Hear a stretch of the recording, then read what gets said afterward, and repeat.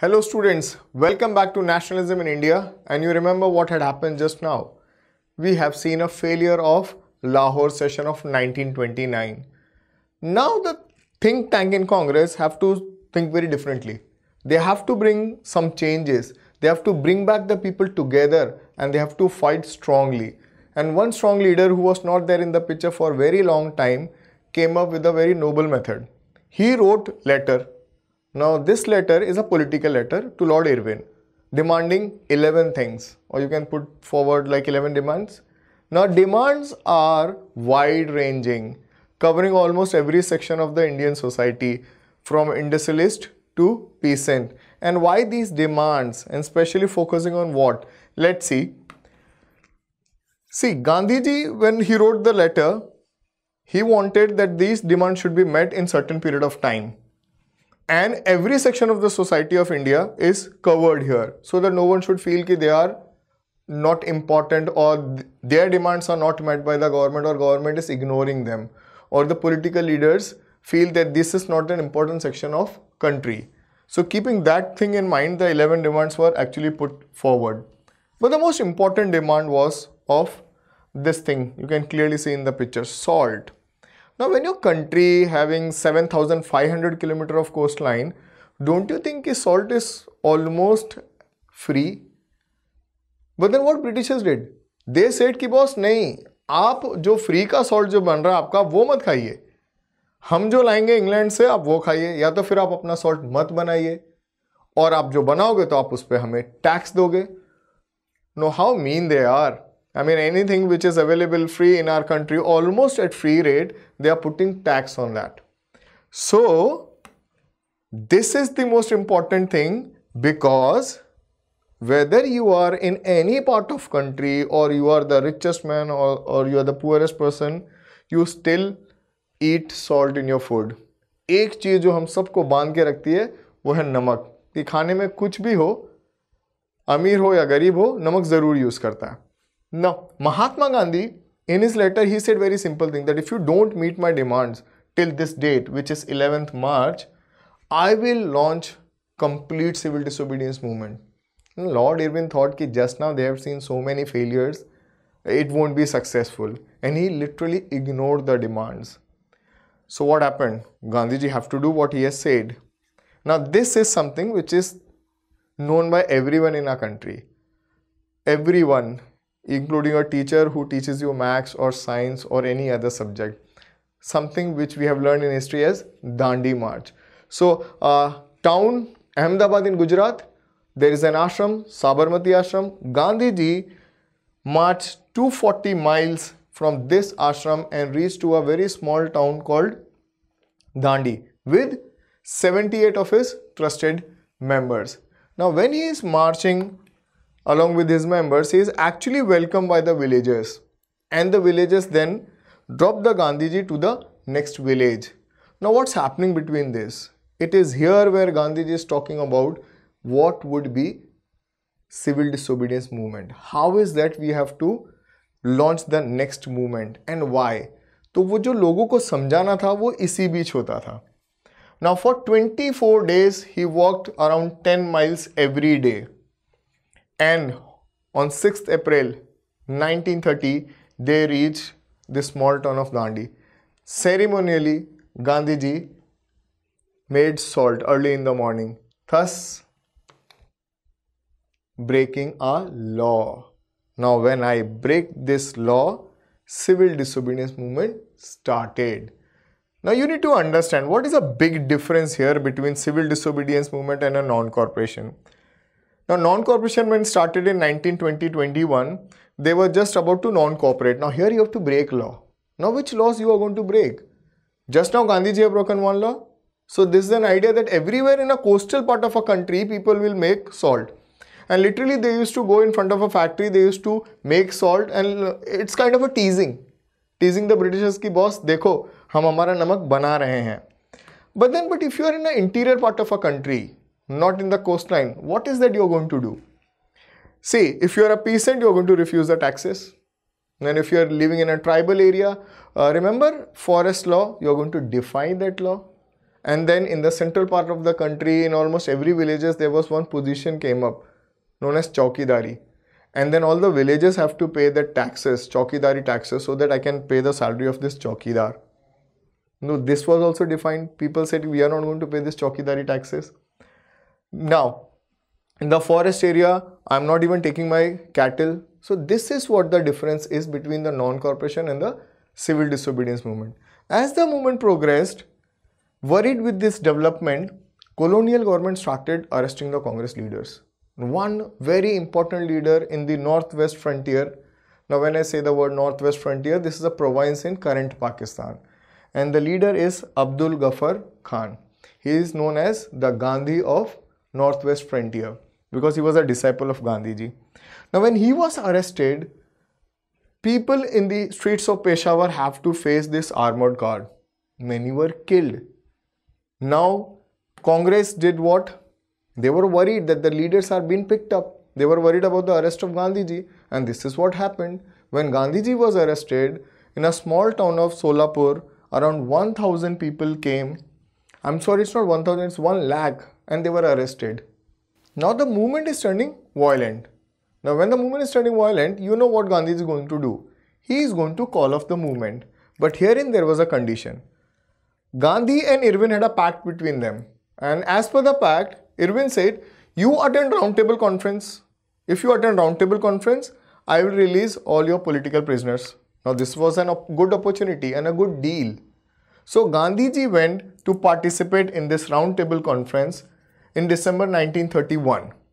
Now this was held at London. Unfortunately, the roundtable conference failed. Now back in India when Gandhiji came, he saw a different story, a different scenario.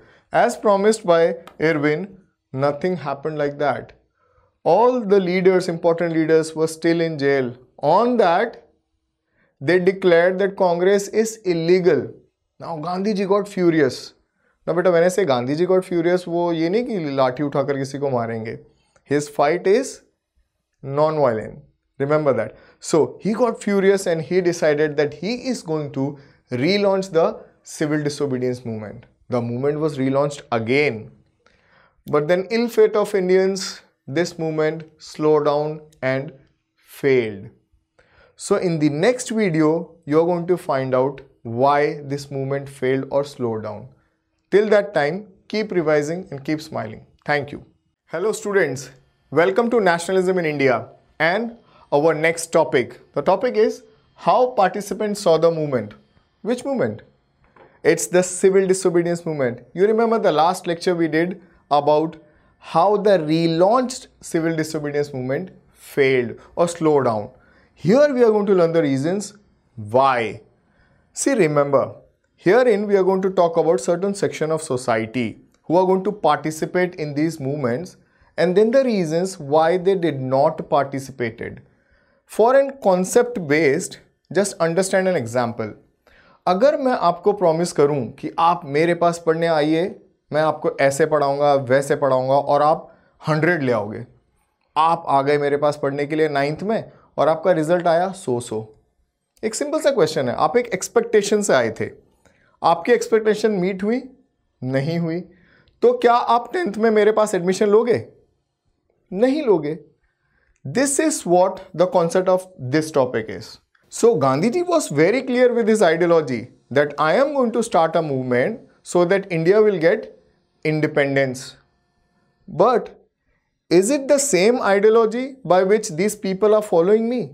This is what this topic is. So let's see the first community.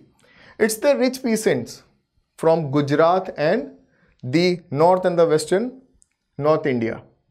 See, Patidars and Jats, commercial crop growers. They were suffering because of Great Depression. Now they do not have money and government is asking for tax. They saw this as an opportunity. If I participate in civil disobedience movement by not paying tax, I am contributing to my nation. See, what is Swaraj for them? Non-payment of tax. Keep this in mind.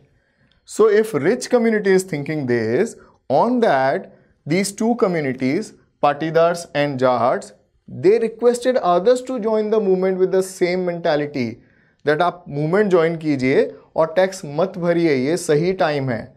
तो यहाँ पर independence की कोई ideology है ही नहीं. Now, round table conference was failed. The result was not as they expected. So do you think they will join again when the movement is restarted? But obviously no. So when it was restarted, their participation was very less. We move to another community, poor peasants. You remember poor peasants? They are tenants. भाड़े पर खेती करते हैं. Simply means I have to pay rent. So what will be their demand? Logical है. No rent policy. So if I ask you what Swaraj meant to poor peasants, answer is very simple. No rent policy. Will Congress support these people? Answer is no. Why it is no? Because if I support one community which is poor peasantry class, the rich peasants will not support Congress. Remember this reason. Now herein, as you remember, civil disobedience movement was abruptly called off and nothing happened about their no rent policy. So when it was relaunched, their participation was very less. We move to another community. Herein we talk about business class. Business class in India, they grew up to large number during World War. Now they wanted to expand the business. Unfortunately, there were restrictions from the British government. There was a huge gap between sterling and rupee. There were many restrictions imposed on Indian industrialists and they wanted the protection against import of foreign goods. They means Indian industrialist. Prominent name like Purushottam Das, Thakur Das and G.D. Birla. Remember, Purushottam Das and Thakur Das is one man only, not two different personality. Now these are the people who attacked the colonial government for their policies because they were not letting the Indian industrialists grow. During the same time, the civil disobedience movement was launched. So you can imagine what would be the reaction of these people. They literally financed the government, the Congress, the movement, and they helped whatever possible way they can do. They gave financial assistance and actually refused to buy the foreign goods as well as to sell the foreign goods. Now, the round table conference took place. It failed, so no outcome, and they were expecting certain outcome. You remember what are the outcomes they were expecting? That there should be the waiver of taxes. The rupee and sterling value should reduce, that ratio should come down, and they were also expecting that import and export should increase between Indian industrialist and the European. Nothing was actually coming towards their favor.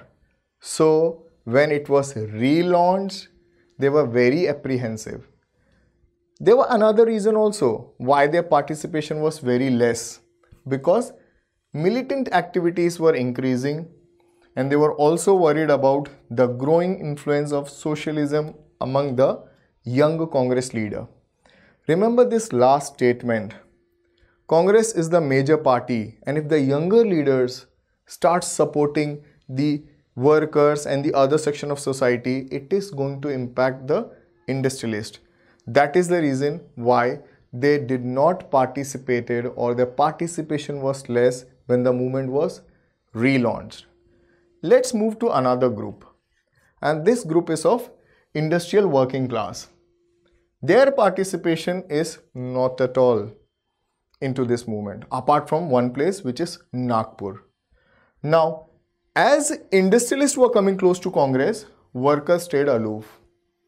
बात बड़ी simple सी है, अगर आप industrialist लोगों से मिलोगे और उनको फेवर करोगे तो वर्कर्स स्मार्ट हैं, वो समझ जाएंगे कि हमारे फेवर की बात नहीं होगी.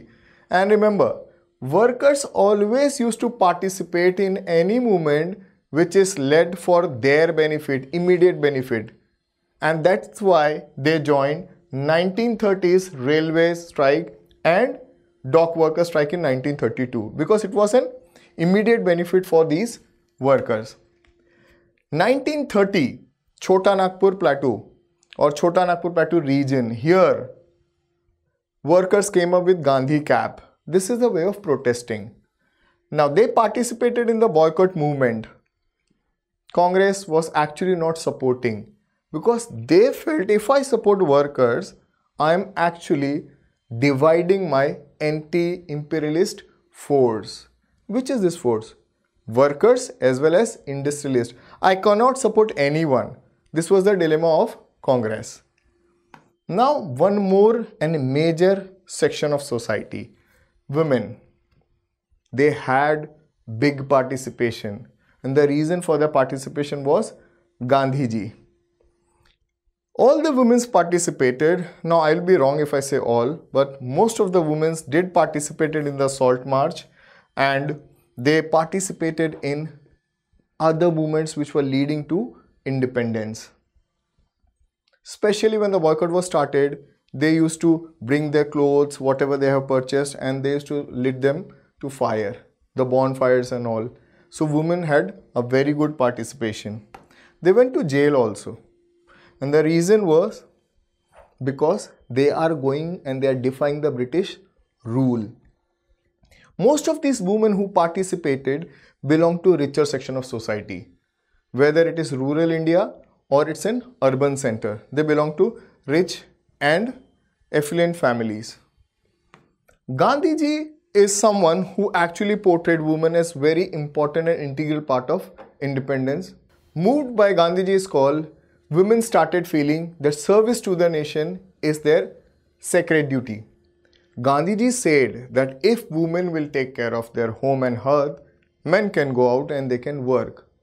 Though their participation was so big, large number, everywhere, still their only importance was that they are symbolically present. Now, how do we get to know that they were only symbolically present in these movements? Because never ever they were made head of any movement, nor they led any rally. Apart from that, any Congress session which took place during this point of time, they were not the president. So they were symbolically important. Now we are going to see what happened next in the next video. By the time, keep revising and keep smiling. Hello students, welcome to our chapter Nationalism in India. You remember the last topic which we did? The reason why non-corporation movement failed, and then we did the reason why civil disobedience movement started, and finally we did was how participants saw the movement. And therein we realized why actually civil disobedience movement failed. And as I promised, in the next topic you are going to learn about the limits of civil disobedience movement. Now when I say limits of civil disobedience movement, we are going to learn about two communities who not at all participated in this movement. So the first community here is the untouchables. You have learned in 8th grade how the life of untouchables was in India. And this is where, seeing this condition, Gandhiji declared that if we do not check this untouchability in India, Swaraj will never come for the next 100 years. तो अगर आपको आज़ादी चाहिए और जल्दी चाहिए, तो सबसे पहले we need to give away the sins of untouchability, and for which he himself did certain work wherein to dignify the work, that whatever the work untouchables are doing is not subgraded or subhuman.